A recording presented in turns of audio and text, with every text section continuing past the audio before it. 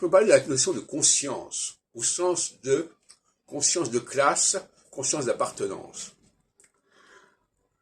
La phase équinoxiale, parce que je parle d'astrologie ici, enfin c'est valable pour tout le monde, la phase équinoxiale où on prend conscience de ses appartenances radicales, profondes, par-delà le tissu social, culturel, national.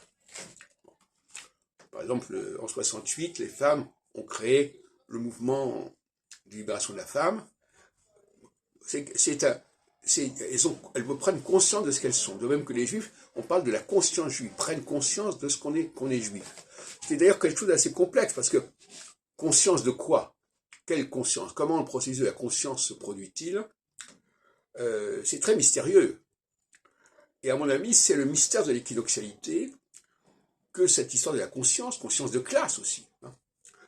Et inversement, en phase solsticiale, cette conscience basique, radicale, essentielle, essentialiste, va être recouverte par une conscience nationale, par exemple.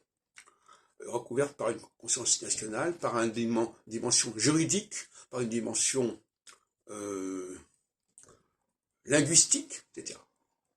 Et donc, il y a une dialectique qui fait que l'équinoxialité fait éclater la conscience nationale, et la conscience nationale fait éclater la conscience de classe, la conscience d'appartenance spécifique.